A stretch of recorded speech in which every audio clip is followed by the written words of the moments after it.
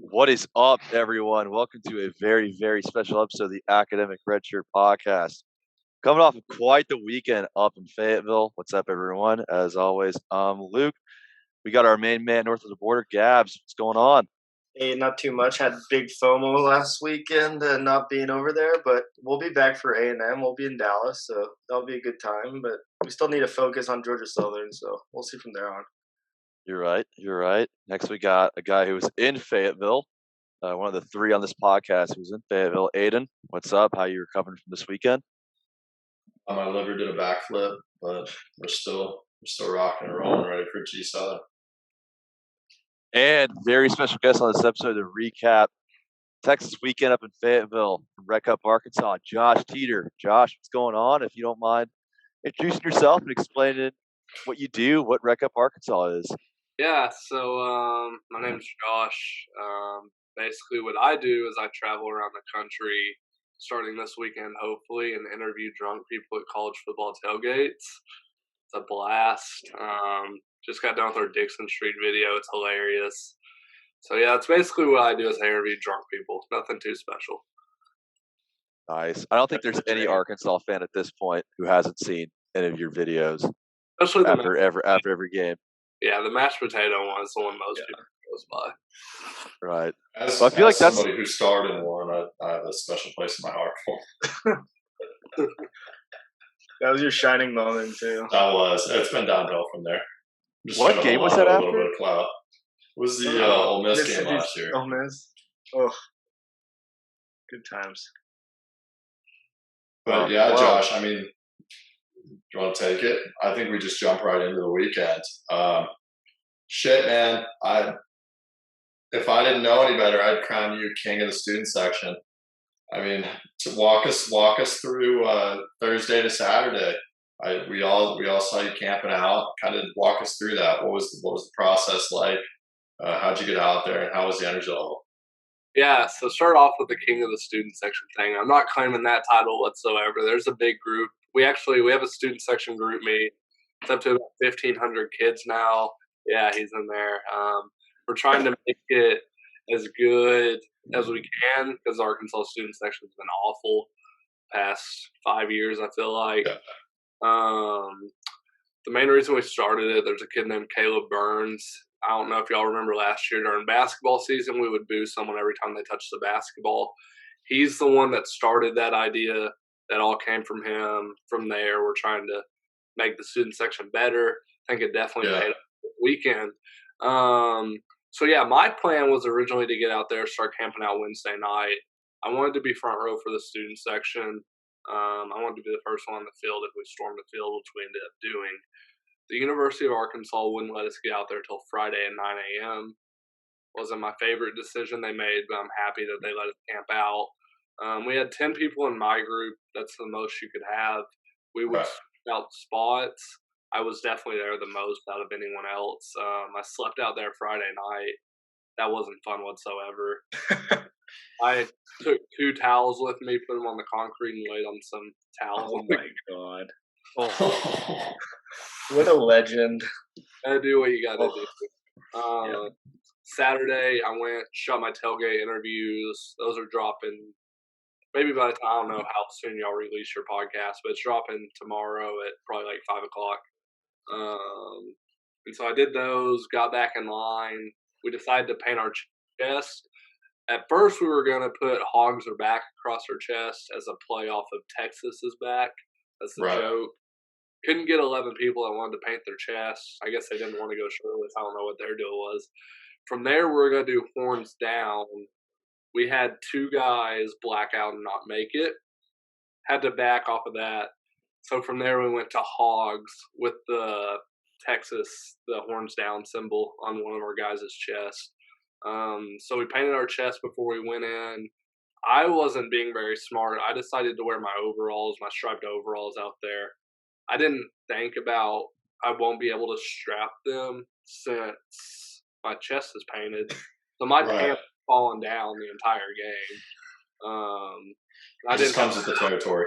Yeah, I had just underwear on underneath, so at least we had that on. You wear underwear? That's so fucking weird.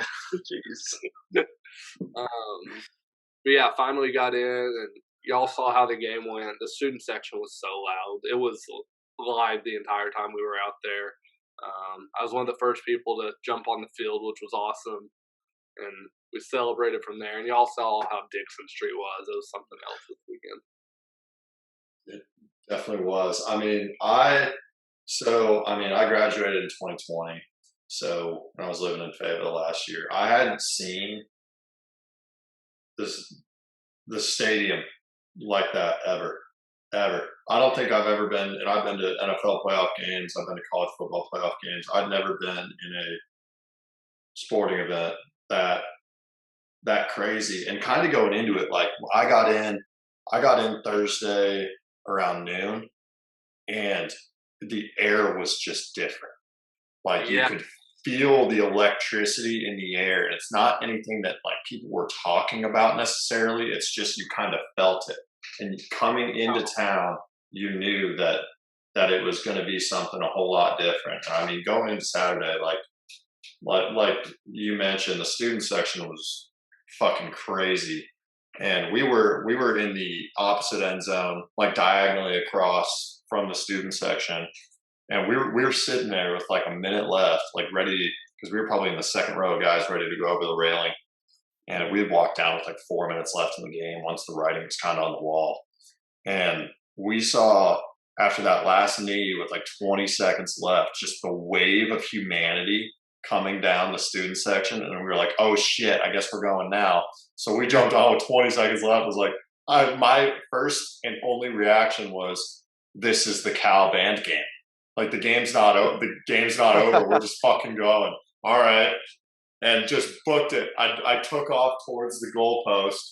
Goalposts were already coming down from security. I was like, shit, can't go there. And I just took off and like towards midfield. I didn't know where I was going, but I tell you what, my 40 time was probably 4.9. Just booking it up the sideline. I didn't know where the fuck I was going, but it was. I am so glad that the state got that all the people that suffered through Chad, the students, the football program, the athletic department, everything.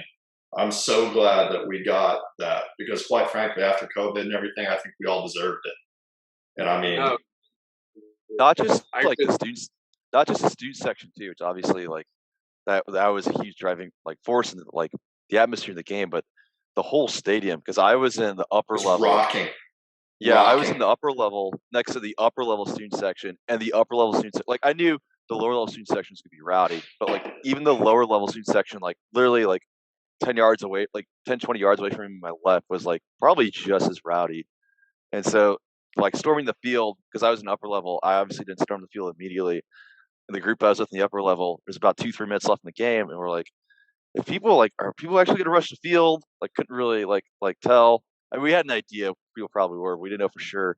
And as soon as we saw like the first like 10, 20 people on the field coming like literally from like beneath us, the lower level student section, like we booked it like down all like 10, 15 ramps down to the lower level, got to the field a little fashionably late. But like Aiden was saying, like it's so, from where this program has been, like through Chad, through the end of the Bielema years, just to have that kind of like, I don't know, just like to let that energy all out, like not just rushing the field, but all game.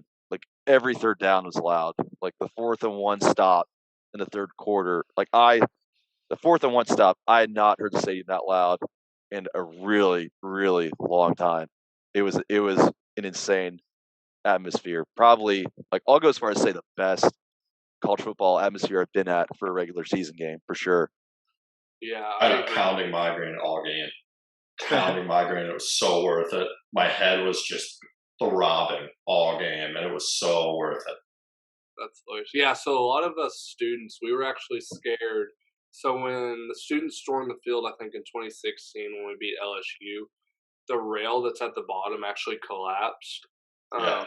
There were a lot of students that were scared about that, and I was on the front row, and so I was scared we would be the first ones, and I wasn't trying to break a leg and get trampled. About 40 seconds left, right before they took the knee, I went ahead and cleared that.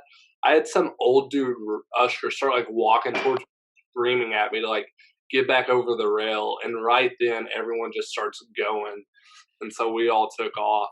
But yeah, you were saying that fourth down stop. The one that comes to mind for me is when Rocket Sanders had that touchdown run. Yeah. I feel like that was kind of the nail in the coffin. And I've listened back to those videos of him scoring that touchdown, and it got so loud. Like, I didn't really realize, like, I kind of blacked out, I think, during the game, during a lot of portions, just because of how crazy it was. And, like, going back and watching it, it was insane how loud that stadium got.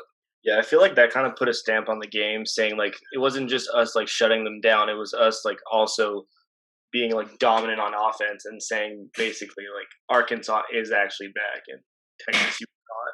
And that just, like, completely closed the game and left no doubt. My parents were asking me, like, do you think it would have been more exciting if it was a close game? And I was like, absolutely not.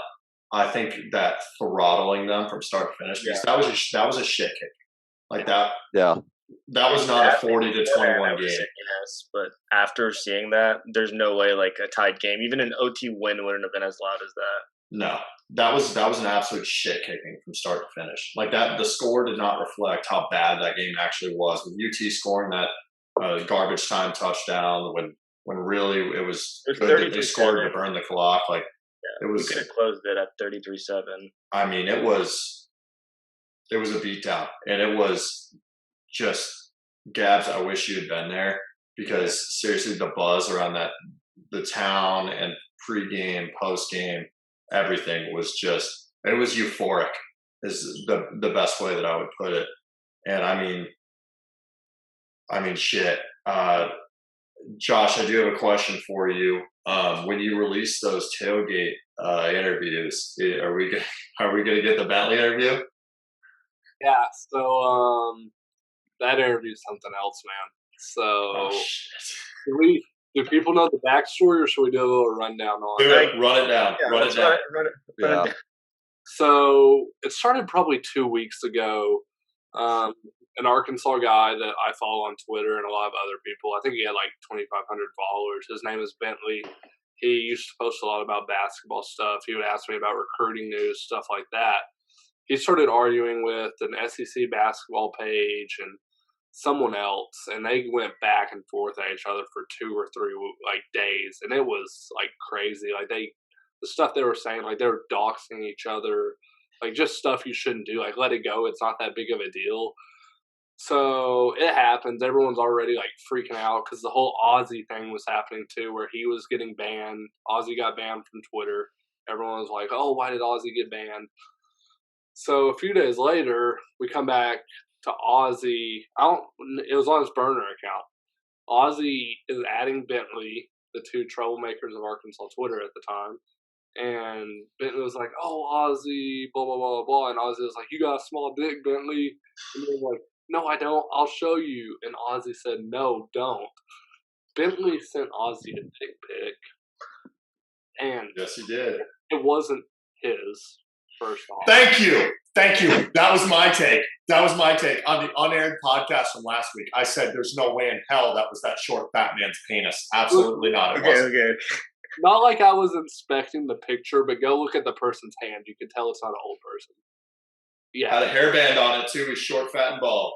Yeah, exactly. Hairband on the wrist. Yeah, it was his. But Ozzy decides to post a picture on Twitter. And so I tweet about it. And there was a lot of people like, "Oh, what's happening?" Well, Ozzy was going below those tweets and sending the picture on those tweets. Yep. So Bentley, he was like, "Oh, why are they sharing it? Why are they so obsessed with my dick? Blah, blah, blah, blah." So he was saying it was his. Yeah, and so he was like, "Why are people so obsessed with my dick? It's just a dick pic." Blah, blah, blah. And then he was going off on people, like, and he would send like multiple screenshots arguing with everyone. People would start unfollowing him, which I did. He DM'd me multiple times. And I guess we're kind of, I'll catch up to this. I guess we're better now, but I'll get to that in a minute.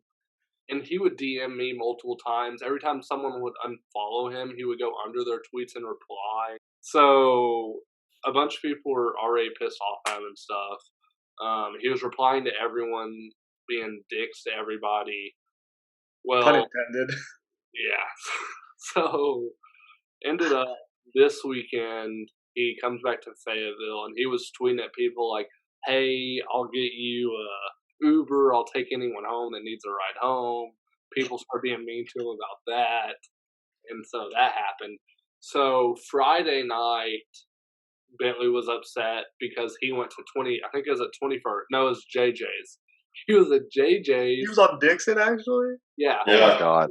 Like, this is He a ran real into dude. it. Yeah. He got into it with the Hogettes, right? He ran into a Hoggette.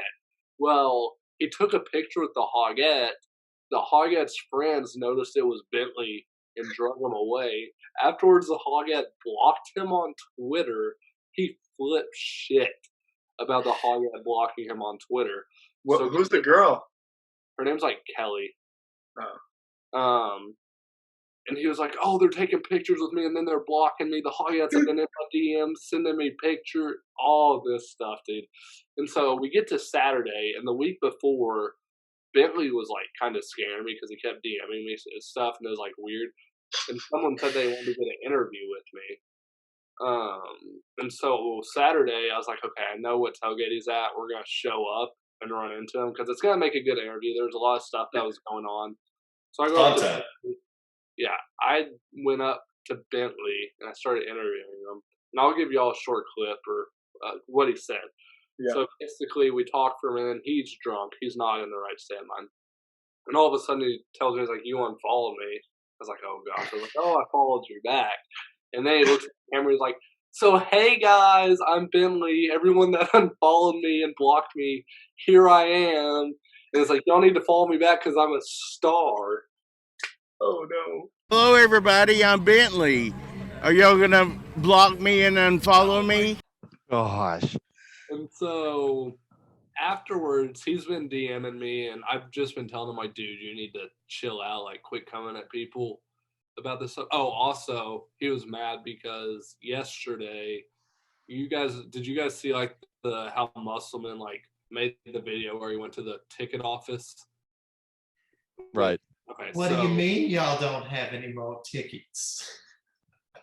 So Bentley recreated that video of him asking, like, he's going to the Final Four and Bentley is a booster and couldn't find tickets to the Elite Eight game for Musselman. And so I'm like, okay, Bentley's been cool. Let me throw this up, throw a retweet on it, and let everyone see it. And everyone just starts shitting on the dude. And so God. he's pissed. Well, today or last night, he was like, "I'm going to start pressing charges against Ozzy and all these other people." And now him and Ozzy are supposedly good, and they're trolling other fan bases. And Bentley is telling me how I'm going to be something one day, and he can't wait for the interview tomorrow, but he thinks people are going to make fun of him. So his interview drops tomorrow. There's been a lot of drama. That's wrapped it up as good as I could right there, but it's been a wild last 2 weeks on Arkansas Twitter, from dick pics to Hoggets to you name it. Can we say that, like, now that, like, according to you, it sounds like Ozzy and Bentley made up? Has Arkansas Twitter Civil War? Is there at least like a ceasefire right now, or has it ended? I want a ceasefire.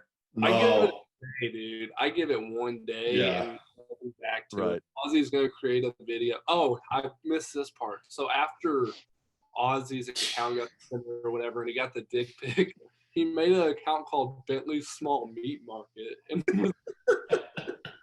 adding Bentley on Bentley's Small Meat Market, telling him he has a small dick. That was good. I'm not going to lie. That was great. So Ozzy and Bentley, they've definitely been the characters of Arkansas Twitter the last month and a half. Bentley, especially the last 2 weeks, he kind of took the heat off Ozzy because Ozzy was getting all the heat for a little bit. And yeah, so Bentley jumped from 2,500 to 6,500 followers too in the last month, while supposedly losing 500 Arkansas Twitter followers. So I don't know what happened there. Aiden, care to elaborate?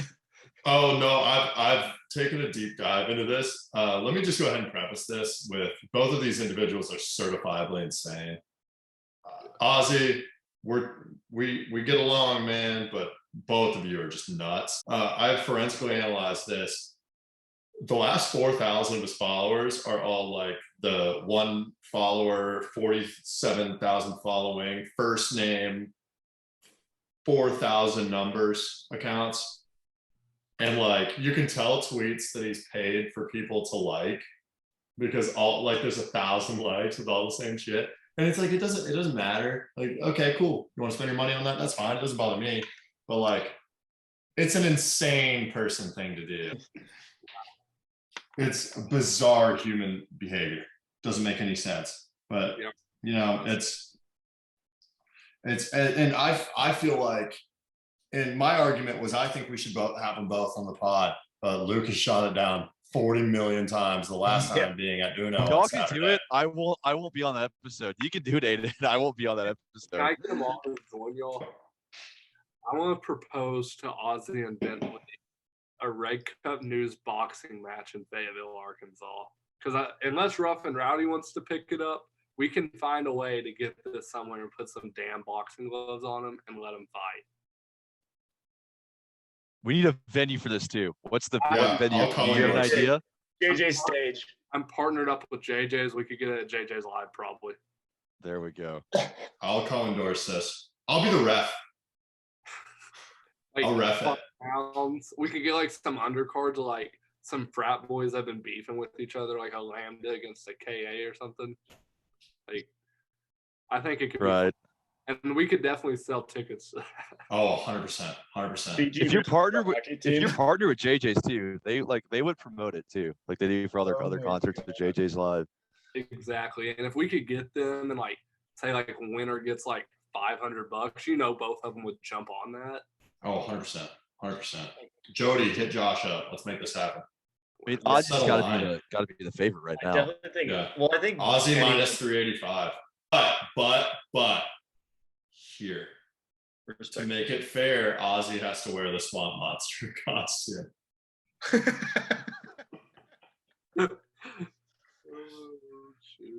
We're looking at you, Bentley and Ozzy. $500 on the table.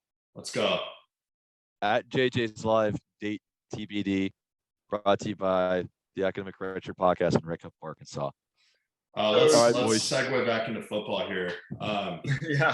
Talking a little X's and O's.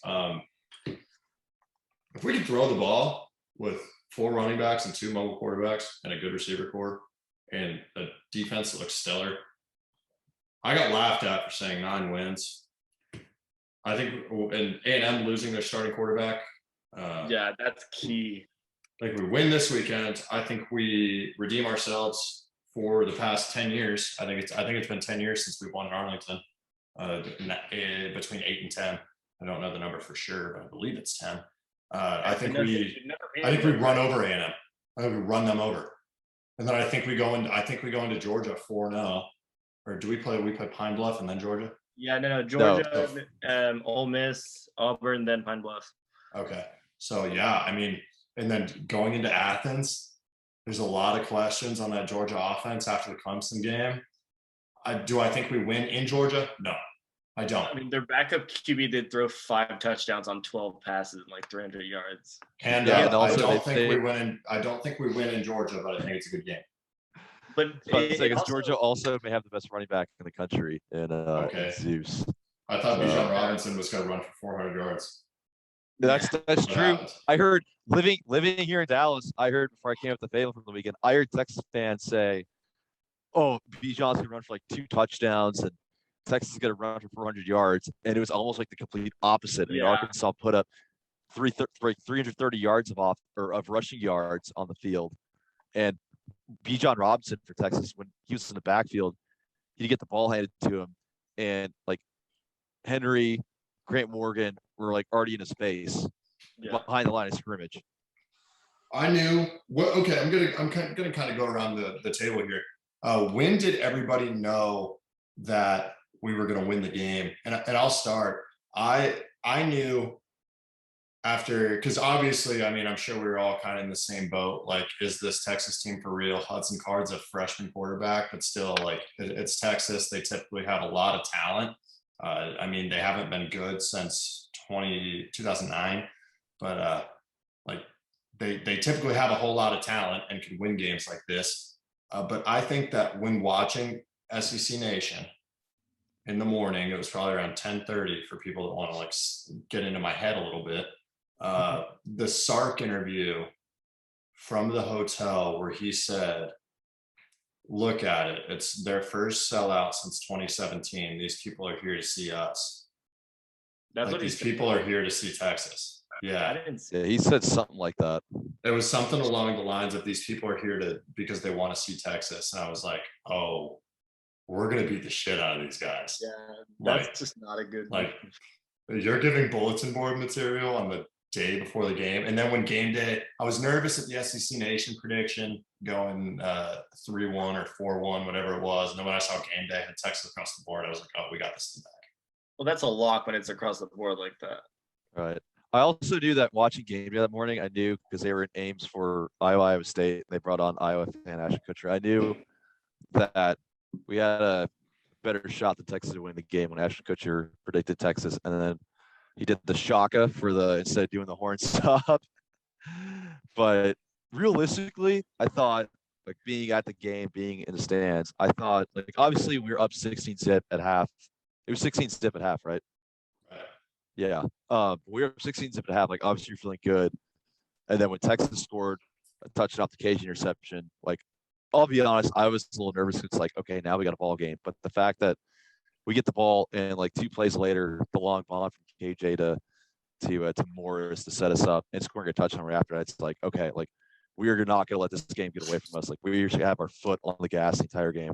We're not going to take our foot off their throats. And that's really what happened. I mean, yeah, Texas replaced their quarterback in the middle of the second half, and they got 2 touchdowns, one of which was in garbage time, but they were never in the game. Like the result of the game from kickoff even was never in doubt. Yeah, I felt like. I think No, we were never at risk of losing a lead. for me it was like on the first punt that we muffed and then we recovered it right away, but there was like this weird aura of like calmness with the play. Like there's no panic. Usually that's literally just it's the Razorbacks. It's a huge fuck up. Go ahead, Aiden. I panicked. I was What? panicked. Well, I mean the Who guys on you? the field. I was The guy- panicked. I was like, oh, fuck, we're back. And not in But a good even way. in the stands, like it was like a little sigh of relief, but it was still like Yeah. it seemed fairly calm. It was just like, okay, like just move on. We punted that drive, and then our defense was stellar, and just everything was like there was no panic. It was just calm. It was like, yeah, sure, we might just stall a little this game, like to start off. Which first quarter, that's kind of what happened, and there's no panic whatsoever. And I think that kind of favored us too, because a lot of times, like when shit like that happens and the other team doesn't take advantage of it, they start wondering like what's going on. Like they just like try to give us points and we're just not doing anything right.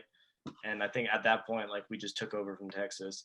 But I'd also have to go with whenever across the board on game day saw the horns there, just like all over Twitter. That's what you want to see. How about, I don't know if any of you guys, so Saturday morning I had the place I was saying we had college games on the TV, and then I had the SEC Nation pulled up on my phone.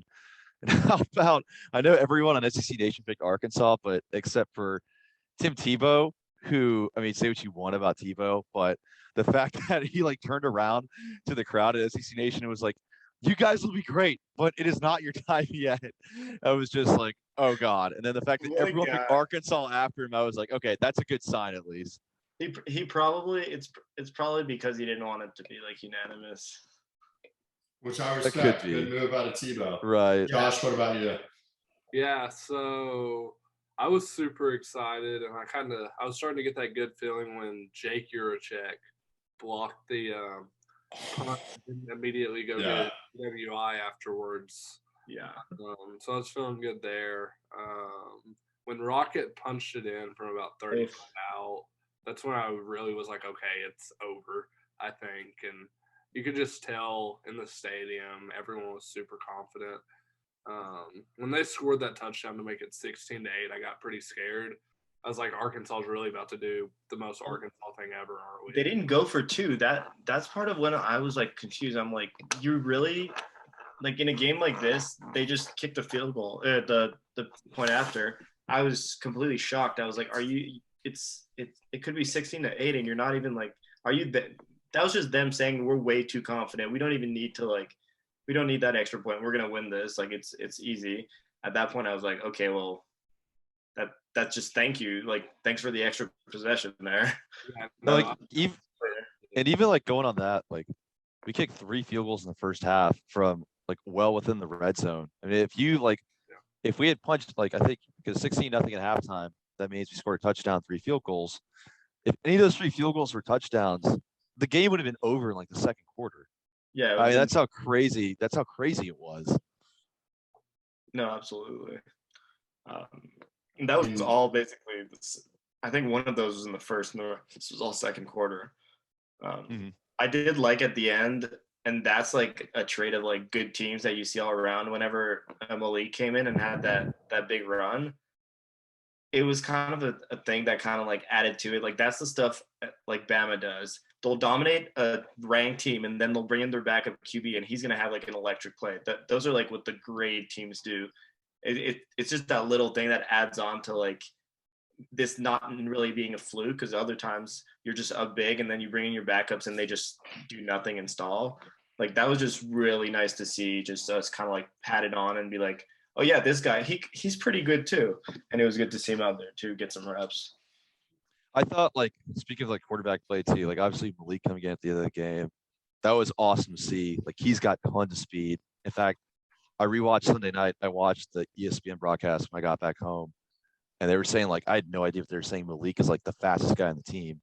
I think he is. But like with KJ too. Before that, sneaky speed, KJ. Yeah, going like speaking on KJ too. I know like his stats were like if you look at just the stats from the Texas game, they're okay.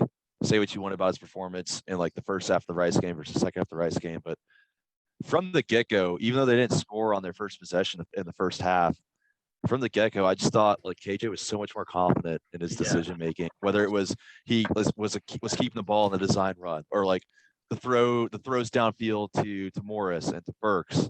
Like even when on the runs, I mean, he was like trucking guys too. Yeah. Like it was just so awesome to see his confidence get boosted after the Rice game, especially when even after we beat Rice and came back to cover the entire spread. Yeah. Like throughout the week, people were like, is KJ really the guy? Like maybe, just so much chatter about like what we thought KJ was, for him to come out that confident and to put out, even though the stats may not show it on paper, to come out with that confident of a performance was like so cool to see for KJ going forward. And obviously I don't want to compare him to Cam, but you saw that out of Cam. Like even when he made bad decisions, he was like all in, like 100% on them. And I think that's what we just have to accept with KJ. He's going to have those interceptions, but I'm fine with him. Like if he's all set on like that exact play and he's 100% on it, I'd rather him do that than panic and throw a pick or not know, like, should I run? Should I not run? Like I just quick decisions. I think that's also how Kendall Rawls runs his offense. And that's going to be way better. Like we might have a bad interception. Like, I mean, I'm not going to say this one was like super bad, but the one against Rice was pretty bad. Like we'll have those plays, but if he just makes decisions quickly and decisively, we're going to get a lot more good than bad with him. But yeah, KJ, he threw the ball better too than he did against Rice. That one interception they had against Texas, if he throws that maybe a few inches in front, that could have been a touchdown. Yeah. That was a great play by the Texas defender. And that was a huge throw to Tyson Morris right after Texas went and scored. Threw it down about 35 yards. I mean, it's definitely no Felipe Franks in the pocket, but it's so nice to be able to have a quarterback that can go 50 yards upfield if we need him to. And we didn't have to go deep. That was the biggest takeaway from the game. It's like I was sitting there thinking, I'm like, damn, I wish we'd be going downfield more. And I'm like, why? We don't need to. We're averaging 7 yards a carry. But I guess my next question, kind of going off of, and we saw it with Coach Pittman credited the student section and the fans and the environment a lot. And I think Hunter came out and said the same thing in his press conference, just kind of complimenting with a side note, that video that comes out on Thursday on Hogs Plus is going to make me subscribe to Hogs Plus when I otherwise wouldn't have, because that shit was awesome. But I mean, my question for you, Josh, is like how do we take the atmosphere at the Arkansas-Texas game, a historic SWC rivalry, and how do we carry that into Georgia Southern? I mean, we all know that are we going to sell out on Saturday? I damn hope so, but likely will we?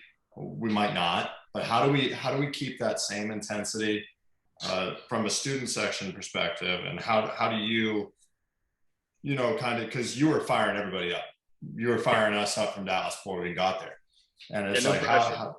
how like are you guys going to go about making sure that and obviously you denied the king of the student section throne, but you and your group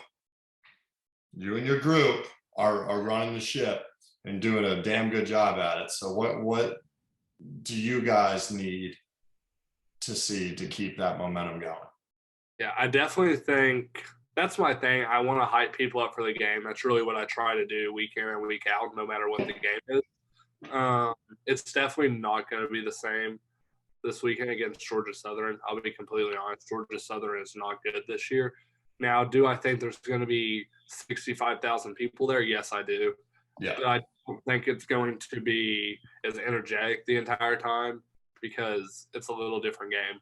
Now, when we get to Texas A&M, assuming we're 3-0, assuming A&M is 3-0, in Jerry's world, Top 5 team possibly too. the only other top 25 matchup besides the game that's going to be at 11 a.m. on Fox. Not saying it's going to happen because I was shooting it for a lot last week. I thought it would happen, which I still think it should have. We should get College Game Day in Dallas. If we don't, we'll get it in Georgia if we beat A&M more than likely. Yeah. Especially since too, like Fox, if you said the only other top 25 matchup that day is a Fox 11 game, Fox is going to have their own show there, and like very rarely, if ever, like will ESPN go to the same side as Fox's Big Noon Saturday. Would they go since we're on CBS now? Yeah, they'll go for CBS games. Yeah, they've been to plenty of CBS games. Like they'll like ESPN will set up game day. Like they've been to plenty of like Alabama, LSU, Alabama, Georgia games that have been on CBS, and like Herb Street's there. But then after the show ends, they just fly them out to wherever ESPN has their game that night, or ABC or whatever. So the thing about that, and a lot of people are like, "Oh, why are we 2:30 on CBS?" I don't think people understand that is the most watched game every week. Yeah. Football. I saw this. I don't remember. That's prime time. Yeah, I don't remember who tweeted this the other day, but like, I think there's like 10 million more houses have CBS than they do ESPN or something like that. It's still cable. I remember growing up in Canada, we had NBC, ABC, and CBS. So the only like games I could watch were the ABC game, the CBS games, and Notre Dame every goddamn week. And so like I grew up watching basically when I got into college football, it was the Tebow days. It was Tim Tebow. It was every single week Florida was on CBS at 2:30. Yeah. Or I guess 3:30. And the Iowa State game, that was 2:30 last week as well. Yeah. So yeah, the students, a lot of us are already looking forward to that game, kind of like how we did with Rice. We're skipping over Rice a little bit. Not many people care that Georgia Southern is coming here. We know that we should beat them. They're very bad this year. I thought they'd be better than they were. The A&M game is going to be rowdy, though, especially we could be top 15 if some things fall our way within top 20 this week. Not we'll be a top 20 team. I mean, that's a top 20 matchup inside Jerry's world. The students are going to travel. For that game. I'm super excited to go down to that one. That's my favorite venue to watch a football game at, too. It's awesome. 100%. And Barry Odom is a freshman. Or Barry Odom's schemes are freshman quarterback killers. So with A&M having what's his name out for 47 weeks, I like that matchup a lot. I think the difference with the Rice game with Georgia Southern is that with Rice, it was more we were so excited to see what we could do against Texas. And now it's like there's kind of like this identity that's been built and people are pumped for A&M, but I feel like it's also a game where kind of go back to Aiden asking how the energy would be against them. I think we might get surprised and actually have like a lot of fans just because I can't remember the last time, and I'm not trying to like jump the gun or like jinx anything, but it's like it's one of the first games where we come in and we're like we should shit kick this team. We have like all the talent in the world to do it. We're really excited. Like it's the first game where like you could sit down and it's not like stress. Oh, we might get upset. And I'm not trying to overlook them. It's just like the attitude towards it is we know what we can, like we know how good we are. Like there's no more flukes now. It's not like Rice was stressful early on. Everyone was stressed out. I'm sure the players were too. Like you kind of just don't know what's going on. But after the Texas game, I think like there's some sort of identity that's been built, and I think that's going to bring a lot more fans. Well, you still had 65K against Rice, but it'll bring more energy at least to the building. Yeah, and the thing is, like, a lot of people are now saying Texas isn't good, which, I mean, they're not great, but that team beat number 23 Louisiana Lafayette, and Louisiana Lafayette puts a good team out every single year, and Texas did very well against them. I think I saw that, like, Lafayette's, like, 21-4, like, the last 3 years or something like that. Yeah. So, like, they're not bad at all. They beat Iowa State last year, and people still wanted to put Iowa State in the playoffs. Exactly. So Texas A&M, I do think we're going to beat them pretty bad. I wouldn't say that because I remember when we were really bad, we'd have tied games against the really good teams. I think a game over there, no matter what's probably going to be a tight game on both ends. I still think that like A&M, even if they don't have their QB, their defense is going to be good. And like right. I don't see it like I just don't see a blowout. And I don't think we should expect it either. I think it's gonna be a one-score game, kind of throughout. But it's gonna be amazing. It's gonna be worth the plane ride, that's for sure. No, I agree. Plane ride for you. Oh yeah. Are you coming to that game? Yeah, I'm flying that Thursday.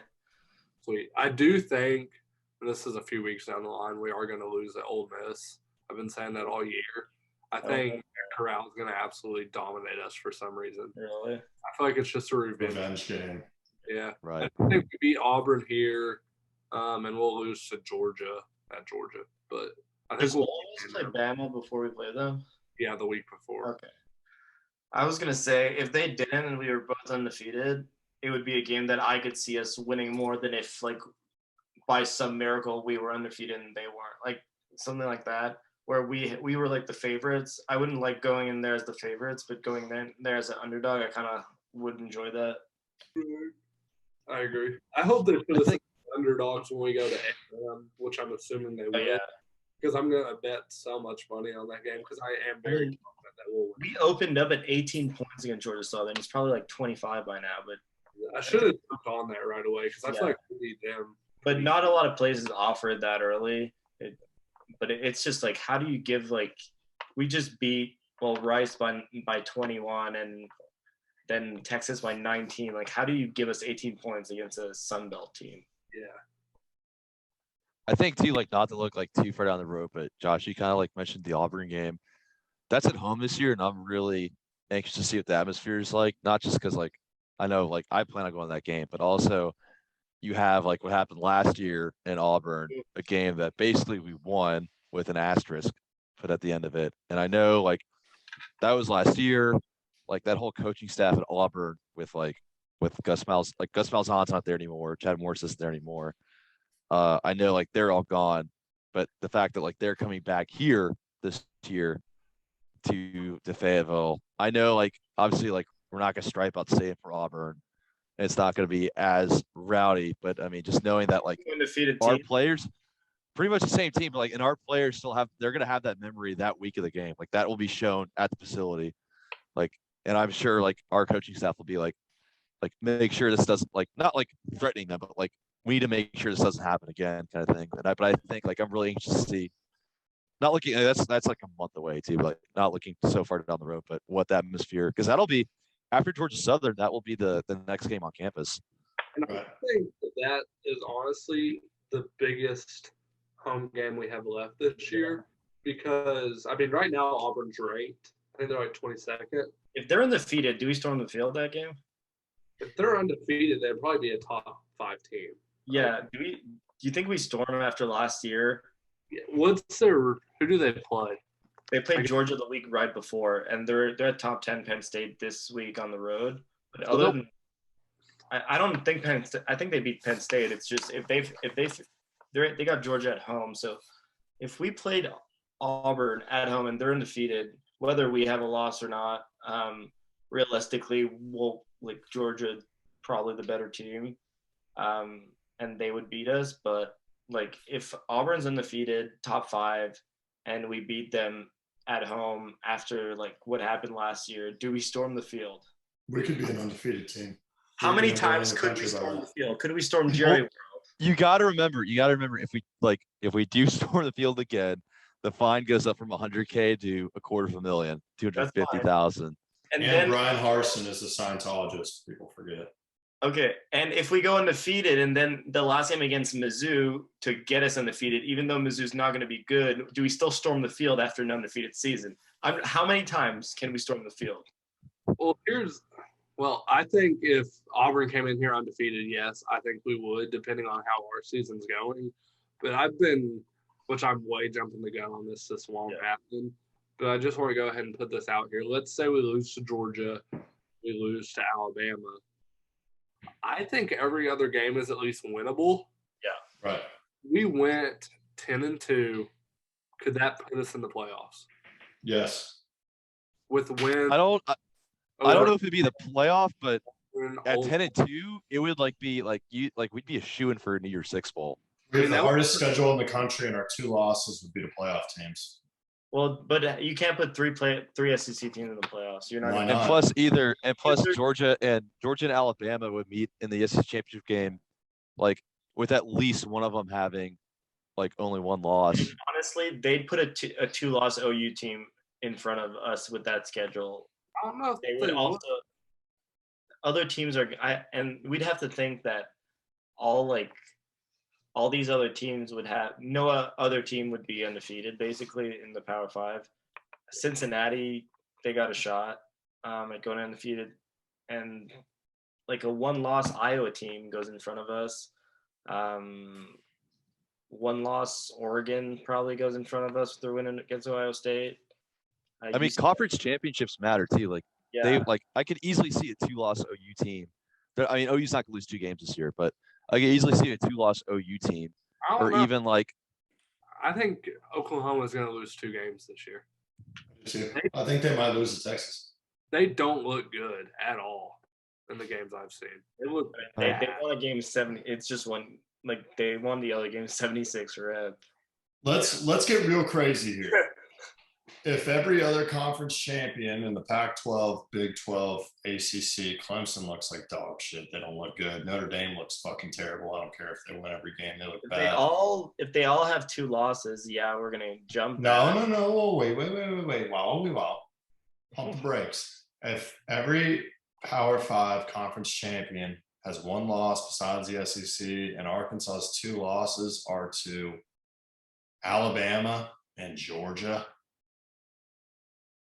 I think that a 2-loss Arkansas has more claim to a playoff than an Oklahoma team that lost their 1 game to Iowa State, or an Oregon team that lost to USC, or an Ohio State that lost to Oregon and Michigan. No, they won't lose to Michigan. We can't give Michigan that credit. An Ohio State team that lost to Oregon and fuck else would Ohio State play this year? Northwestern. Still have Aiden, you have to remember that, like, even if that's the case, Oklahoma and Oregon and Ohio State, they're still more likely going to win their conferences, and that matters a lot.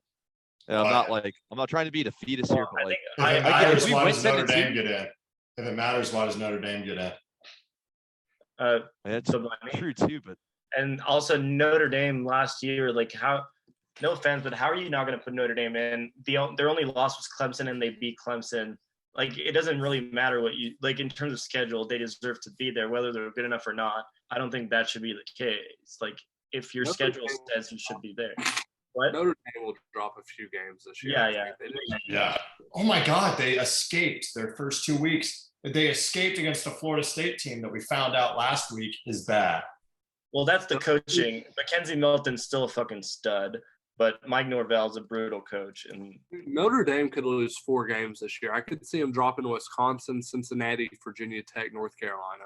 I think they'll drop Cincinnati, Virginia Tech, UNC. I'm a big Sam Howell fan from North Carolina. But the rest, it's just not there for me. I thought they'd be sick because their O-line was coming back, but I still think I'm with Josh. Like I'm a Sam Howell fan.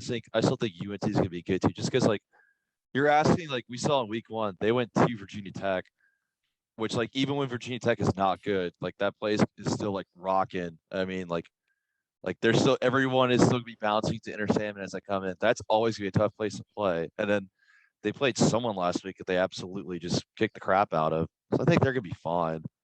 But I mean, yeah. So I could see Notre Dame dropping a game to them. Yeah. Just to go back at it too, I also think we have to remember who the college football playoff committee is. Like, We'll go protest in Arlington. I'll go to jail. Yeah, no, absolutely. But I think overall, like, we're not. I don't think Arkansas is the team that would get in the playoffs with 2 losses, especially like there's never been a team, right?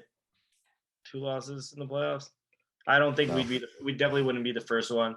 They're like what they're waiting for is for a situation where it would be like Arkansas, like let's say we somehow went undefeated, just some miracle, and then Alabama had like 2 losses, and then we shit pumped probably Georgia a second time or whatever, something like that, or whatever East team in the SEC championship, and then they were like, well, Alabama has 2 losses. The other SEC team also has 2 losses. We think Alabama is probably better.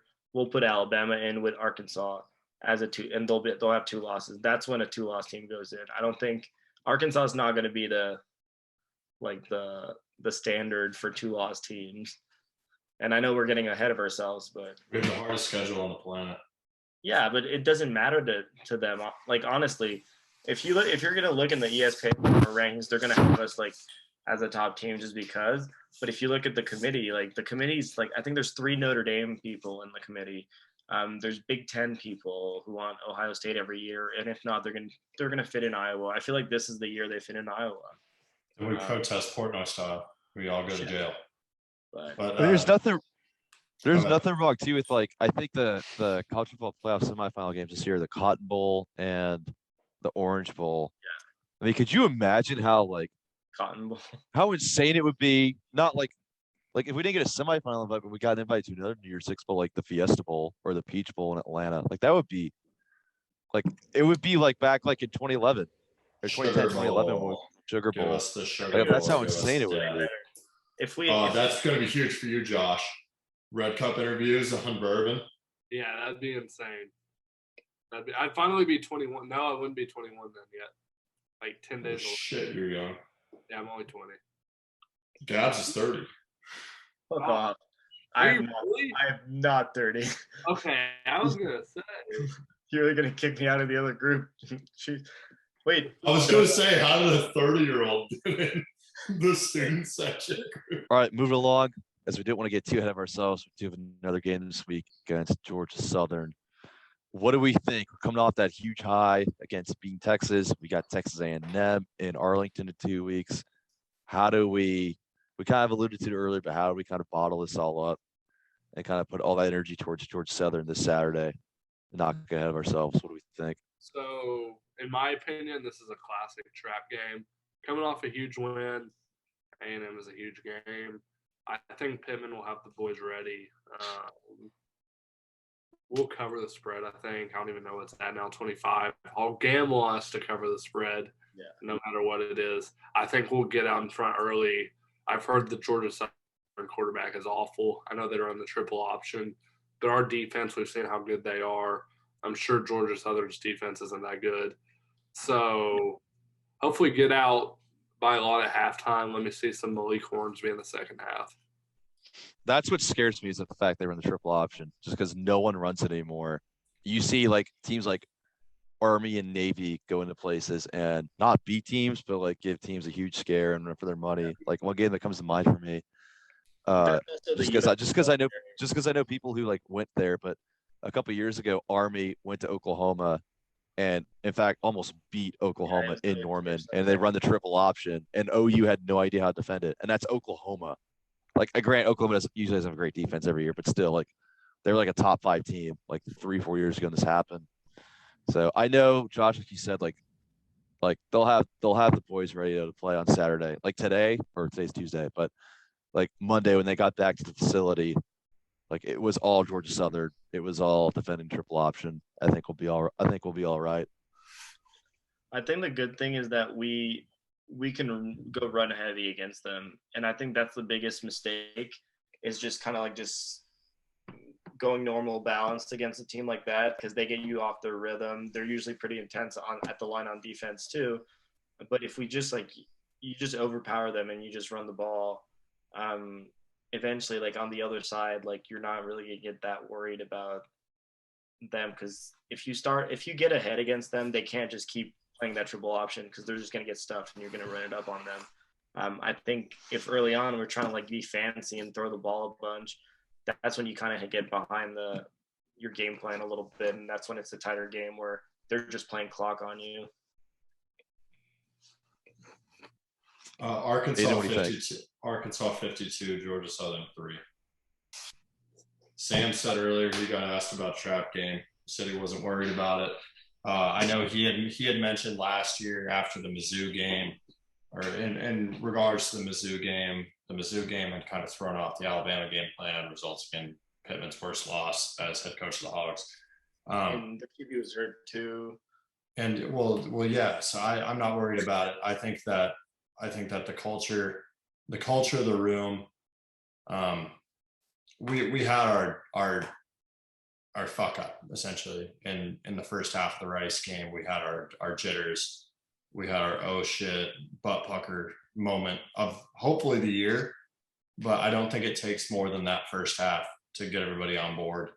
Just in the interviews that I've heard, guys were back working out on Sunday, back in the facility on Sunday after beating Texas. So like, I'm not worried about guys kind of riding the high. No, fuck that. Back to business. We'll celebrate when we win the title. But no, 52-3. I think our front seven is gonna absolutely demolish the triple option. I read that we had dedicated 3 days of fall camp to the Georgia Southern game alone, just based on practicing the option, or against the option rather. So yeah, 52-3. We take care of business. Malik Hornsby has 3 touchdowns in the second half. I think the one big scare from the Texas game was seeing Grant Morgan go down. But then if you watch the post-game videos of them all celebrating the locker room after, they called the Hogs of Pittman and they turned the jukebox on, like Grant Morgan is right. He was like the first person to hug Coach Pittman when he turned around. So if we can get, and I think I was listening to something today that said officially Grant Morgan was day to day. If we can get him on the field for the Georgia Southern game, then I think we'll be all right. I don't have a score yet though, but I think we'll be all right. No, he'll be good. He had a tweaked knee. I think he'll probably practice tomorrow. So good. I think it's. Josh, what do you think? Like if we don't need to, I think he's gonna be there early to start, and the hope is that we kind of get ahead real quick and we can just yank him out of there and rest him up. Yeah. But I don't think Sam Pittman's the kind of coach, or is Grant Morgan the type of player who goes into a game thinking, man, rest me just to make sure I'm ready for next week. That's not the coach he is. That's not the culture either. That's not the culture of this game. And that's what I love about it. And that's what I love about the A&M message board rumor of Sam Pittman to USC. Could you imagine Could you imagine a man more miserable in an environment than Sam Pittman in Southern California? Yeah. Dude, that was a good troll, though. I read the whole thing. The guy was like, he almost like wrote it like super professional, like a working. Clearly full of shit. Yeah. It was hilarious. Like I kind of love those, honestly. Like those cracked me up. I don't think it made me want to throw up a little bit, but it's fine. Josh, what do you think about the game? I already said if you were listening, Aiden, but I think what the fuck, Aiden? He literally just talked about it. Did we miss it? Shit. No, we'll win. We're good. Good. I think we easily cover. I just looked up online and 47. A lot of places have it. 47-13. 47-13. Okay. We're humble. We don't 50 burger because we're humble. Yeah, I'll go 42. I'll go 42-17. Georgia Southern gets some garbage time points, kind of like Texas did last weekend. But going back to the Pittman, or the not Pittman tweet, but the message board on the Aggies 24/7 site. It's like not that like I knew, but I kind of had an idea after USC fired Clay Helton. There would be some. Obviously, it wasn't on. I didn't think about like it was. Just, I was thinking about what would be on a Texas A&M message board, but I was like, I guarantee some blue check mark on Twitter is going to be like, oh, you see what Sam Pittman did against Texas? Yeah, USC, give him a call. And it's like, because that's what happened last year after we beat Ole Miss, I think, which ironically, people were like, Texas should go hire Sam Pittman after our defense picked off Matt Corral 6 times. But realistically, the only candidate is really Lane Kiffin. Like it's SoCal, it's USC. They would never Kiffin was already there. What? Yeah, no, Kiffin was already there. The fans there, they would want them to go get Lane Kiffin. They have no interest in blue collar Kiffin doesn't want to leave Ole Miss, dude. Yeah. He gets many blonde 19-year-olds at Ole Miss. Aiden, that's all he wants. You're talking about Los Angeles right now, okay? And Aiden, you're talking about a guy who when he was at Tennessee in 2009, repeatedly said he was going to bring the Vols back. Tennessee was his dream job. He's never leaving Knoxville. And what do you do after one season? He left for USC, of all places. Dude wants to have a good time. That's what he wants. Yeah, I think he's happy, though. And credit to Ole Miss, as somebody who did go there for a semester. They have baddies. Yeah, you guys hear that? Aiden went to Ole Miss. For a semester. They have baddies. Lane Kiffin wants to go where there is 2 things, baddies and cocaine. They have both of those things. Aiden, I don't know about the second one. Aiden, you're talking like someone who's never been to California, though. Yeah. Okay, yeah, but they're all stuck-up TikTokers. He doesn't want that. That's too much publicity. We're not going to talk. He wants the 19-year-old. He wants a 19-year-old Kappa from Madison, Mississippi. He's not looking for an LA girl. That sounds very specific. You want to talk about it, Aiden? I don't know. Is she bad? The blondes are brunette. No, I got song today, so I'm down bad. I'm good. My girlfriend's like a brunette, so I'll okay. She kind of has red in her hair too. That's probably what we got a 2-to-2 ratio finally. Gabs is married now. Congrats, Gabs. Uncle and married. Maybe I get a green card. You are 40. When did this happen? Wait, not actually. He did actually get married. Like what? But hopefully I get a green card soon. Is she American? She's from Texas. Oh, you dirty dog. Don't watch this, Biden. He's coming back. Our little green card, baby. Oh, man. All right. Alabama, Florida. Alabama's going to kick the shit out of Florida. It's not going to be close. Next. So I picked Miami to beat Alabama, actually. I thought De'Aaron King would, I don't even ask. I thought, Alabama was, going to come out and not play well. New QB. Boy, was I wrong. Alabama's going to beat Florida by 40. Yeah, and Nick Saban probably is going to just have another press conference when he rips on his team just so they play even better. Exactly. How badly did they beat Mercer? Because I think Nick Saban had never covered a 50-point spread in his life. Oh, they didn't even. Oh, never mind. They did not cover at all. No. Scratch that. That was not a good game. But going to another game next week. I'm honestly, I know it's still a high number. I'm honestly kind of shocked Oklahoma's only favored by 22 points at home versus Nebraska. I know Nebraska beat up on Fordham, an FCS school. They look horrible. They were impressive. I'm not gonna lie. I did not know what I was watching against Buffalo. Buffalo was supposed to run all over them. Buffalo, yeah. But I don't know. I would I honestly would hammer. You have to hammer Oklahoma minus the points. Well, the Tulane game is. I think that's the out. Tulane's not a good team. Okay, I think they're a good team. They have a good head coach in Willie Fritz. Yeah, Willie Fritz, their head coach, has always talked about if there's a Power 5 opening, go hire Willie Fritz. Yeah, but I think it's more Tulane. Last year when they had good games, it was defensively. They would play well. not offensively against OU. And I know Big 12 defenses suck, but last year OU did have a good defense. People were saying they would have a good defense this year. And I did not understand how Tulane could keep up on offense or come back. I would have thought if Tulane were to like stay close to it, it would have been like a lower scoring game, but they put up way more points than I thought was like possible. So I think that's the deal with Nebraska. People are just kind of thinking, okay, Nebraska, like they've had 2 good weeks against bad teams, but like now their defense might start going, and like I think people could see this game being like a 40-23 game or something like that, or like a even like 37 to like 19, some weird score like that where they don't cover. I mean, we have the same, like we opened up 18 points against Georgia Southern at the same time. Like Nebraska still has talent on that team in terms of what they recruited. So I don't know. It's going to be a hell of a weekend. Yeah. I think Ole Miss Tulane's going to be tight. I think that's going to be. I think Tulane is better than people give them credit. Obviously, we saw them put on a hell of a performance in Norman. I think that's going to be a good game. I think Ole Miss pulls it out, but I think they're definitely going to put up a fight. But you got from me, that's about it. We got anything else going around the circle? I was going to say one more thing. Another SEC matchup.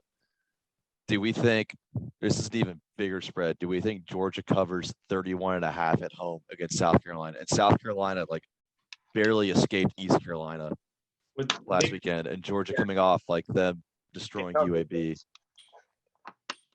But no, are they getting back? Is South Carolina getting the quarterback back? Because I'm just really sick of seeing that graduate assistant. I feel like it was cool the first week, but now like last week it's pathetic. As of today, I haven't heard anything about if like they're getting Luke Doty back or if the grad assistant Zeb Nolan's gonna keep playing. But I do have to say the SEC East, they're weird sometimes. Where like last year was like Florida Vandy and Florida won like 31-14. What's up, Fred? Yeah. Yeah, use your mouth. He's making. Speaking of the SEC East, Vanderbilt got their in the battle of like teams get that lost to FCS schools. They beat Colorado State. What would you want to do? Go to Vanderbilt, UConn, or get waterboarded? Yeah, in 2 weeks, Vandy, UConn. I'd rather get waterboarded. You could go to you could the only football game you can watch for the rest of the year is Vanderbilt, UConn, or you can go to Guantanamo for a week. Oh, I'm watching UConn. There's gonna be content in that game. Gitmo. Yeah. Put me in one of those fucking cages and waterboard me. I'm not going to fucking UConn.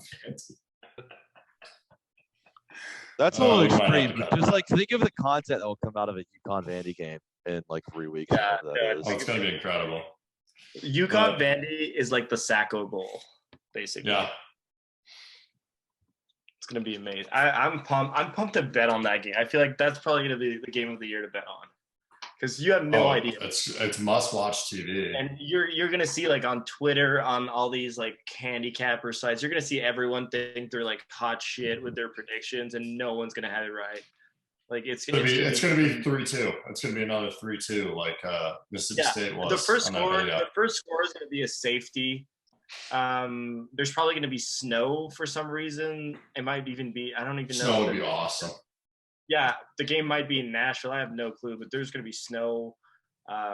It's going to be a shit show. It's going to be awesome. There's going to be a tuck rule thing. There's going to have everything in that game. It's amazing. But that's in like week 5, so we got plenty of time.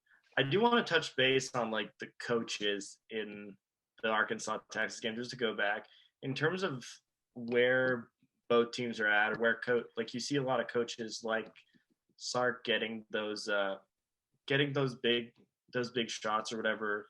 I mean, he's had opportunities, and you see a lot of coordinators, whether it was like Chad Morris, he was really bad, but like all these guys, are they just not fit to be head coaches?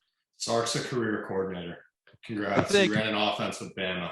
I could score 40 points a game with the Bama offense. Same with Chad Morris, like whatever we want to say, like there was success at Clemson, even with good players, to a point where like, are these guys like just they're good coordinators, and then whenever they hit the head coaching spot, their ego just takes over, and they cannot do anything right. They have to prove they are the best out there when they're just not. Like what's going on with that? Because you see more. Sark was out of his depth. Okay. No. I think like Gabs, like with Sark and Chad Morris, they're two totally different like cases. Just because like we know like Chad Morris like horrible as head coach. Yes, like they're out the window. But like with Sark, like at Washington, he turned around like Washington from like being horrible to like decent, and then turned that to the USC job. I mean, And he had decent teams at USC, but the reason he got fired at USC is because of public drunkenness. He didn't get fired for anything on the field. And then he was a coordinator at Alabama forever. But I mean, I honestly think like I know like we like to clown on Texas and like clown on Sark for what happened Saturday night. I honestly think like the jury's kind of still out on him, whether he I can meant be more a like good head coach or not. I think at Washington, I don't think he was plenty good. Didn't he have Jake Locker, who was supposed to be the next number 1 overall pick, and he kind of busted that out? I think. But he still turned the Washington job into the USC job. Yeah, but you turned like a 7-6 basically team, like on average 6 to 7 wins over 5 years in Washington into a USC job, and I think that's more because Sark's name, like he was a hot commodity, like younger coach, but really like I don't know. I kind of just don't see it with a lot of coordinators. And you look at Sam Pittman come in, a guy who like, don't get me wrong, like he's proven to be a good coach, but like I don't think anyone in the country is could probably even debate he's a better offensive mind than Chad Morris. Chad Morris is probably a way better like coordinator, and he probably has a higher football IQ in terms of like plays and like different like schematics, everything like that. And Sam Pittman knows it, and he just decides he's going to delegate that to his coordinator to come up with those stuff. And almost like I'm sure Nick Saban's had offensive coordinators that were way better than him schematically on the offensive side or even the defensive side of the ball. And I think like you see more and more like I guess it's worked in Arizona with Kingsbury, but even then like you see more and more of these like coordinator offensive guys getting head coaching shot and almost kind of like not being like ever reaching the potential they're supposed to. And because of that, I think like I've heard a lot of places say it after our game against Texas, but I think you're going to see a lot of like schools going forward. Like so many schools go for like the home run hire with like the top shot coordinators, and so many times it doesn't work out. Yet you see like even before Pittman, you see like it's like I know they're not what they were 2 years ago, but you see like Ed Orgeron go to a place like LSU and they have that 2019 team, and then Pittman comes along, and with the success that we're having now through a little over, well, he's had 12 games, so that's one full season. I think you're going to try to find a lot of schools like USC would be smart to find someone. I don't know if there is someone out there that is like a Pittman or an Orgeron for USC, but like a big school would be smart to find. It's just a douche. Would be smart to find like someone who like is better at honestly like instilling a culture in the program and then surrounding themselves with a really good staff than being like, oh yeah, like here you go, like you're the top coordinator at Alabama or Clemson. Here you go, here's your job. Like just because like here's your job just because like you ran like the best offense or defense for the last 3 years or whatever. I also think it almost seems like people are trying to find kind of like Brian Kelly had to go undefeated at Cincinnati to get the Notre Dame gig. And it's almost like the standards change towards like for a team like USC, and I'm not gonna lie, like USC in general, it's a better job than Arkansas. It's like for like if out of nowhere when they're gonna look for a coach, they're gonna have a lot more options. But for some reason, teams are looking for like it would be like Notre Dame wanting to hire Brian Kelly before he went to Cincinnati. They're hiring these coordinators or these offensive coaches before they actually like they're proven. They're trying to get ahead of the ball and do that. And it's like you see all these misses. And I really think Sark is a miss at the point where he is in his career. Like a coach like that at Washington right away, if he was that good, he should have actually had that team as a 10-win team. Like Chris Peterson from Boise State went to Washington. That team was weren't they in the playoffs? 2016. Yeah. Like that's like it's just crazy to see those kinds of hires. And I think you look at like Auburn, when they went with Brian Harsin, I think that was a great move because he was proven at Boise State. I think they won a Fiesta Bowl even with him too. And you seems like schools go away from that and just want to have that like hot shot, like almost like we discovered this guy, like we knew he was going to be like really good, like right away. He was raw, he was going to be super super good, instead of having guys prove themselves and move on. And I mean, obviously Sam Pittman wasn't proven, but he was one of those guys where he wasn't coming in with an ego and saying like, okay, I'm going to change the way like I'm going to be the reason why these players are good at football. And like you could say technically like he changes the culture, but he's not basically taking credit for any of what they're doing. He just came in and coaches football and has his coordinators do like positional coaching or everything else. He just goes there and like he kind of shapes those players, their characters, and kind of teaches the right way to play versus trying to go in and be the guy who knows everything. That's what it was with Chad too. Because like I remember like when he came in, he's like, we're gonna do this because I'm this. And it felt like he was trying to like be over everything.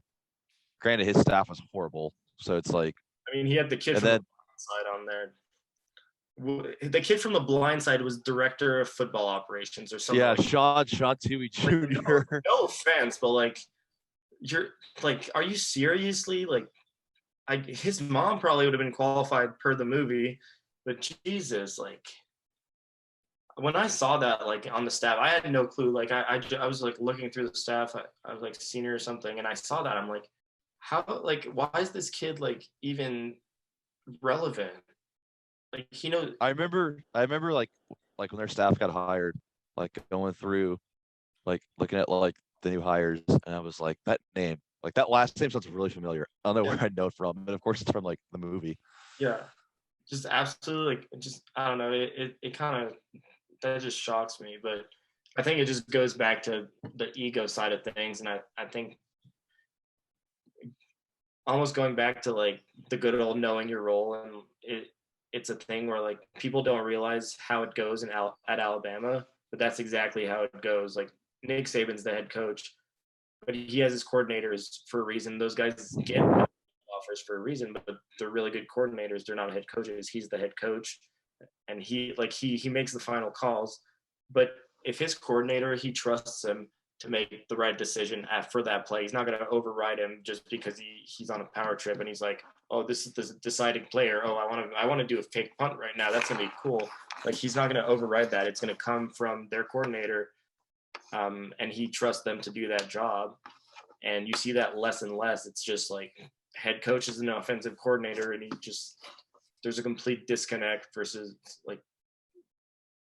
him and the rest of the staff. The head coach just thinks he knows best, and then there's the other staff that's like a support staff instead of actually like doing their individual role. Before we get out of here, speaking of Coach Nick Saban, did we all see today where some Alabama players being interviewed and he was asked what Coach Saban's favorite sayings are, and like almost verbatim, his answer was like, I don't know, Coach Saban likes to say like, he likes to say "D's nuts" a lot. Like apparently, Coach Saban's favorite quote is just yelling at people like "D's nuts," whatever.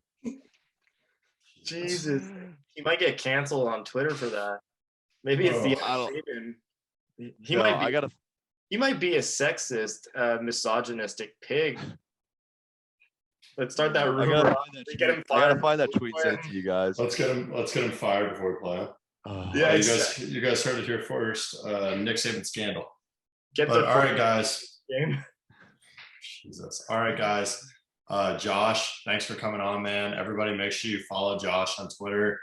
His I just checked, is Josh Teeter 01 on Twitter, and check out his YouTube video, the Dixon interviews. It's fucking classic. Hate to say it, but it's better than the video I featured in. If you haven't checked that one out, go check it out. But check out the Dixon video from yesterday at Red Cup News on YouTube. And then make sure you check out the tailgate interviews, which are dropping tomorrow. Anybody have any last words for us? I want to give a big shout out to the 19-year-old Canadian Layla Fernandez for her performance at the US Open and her very moving speech about 9/11 afterwards, after losing in the finals. Beautiful thing. And that's it for me. I got nothing. I think I covered everything from my end. I'm good. Awesome. Appreciate y'all for letting me on. Absolutely. Absolutely, man. Thanks for Absolutely. joining us. Yeah. All right, guys. We'll see you next week.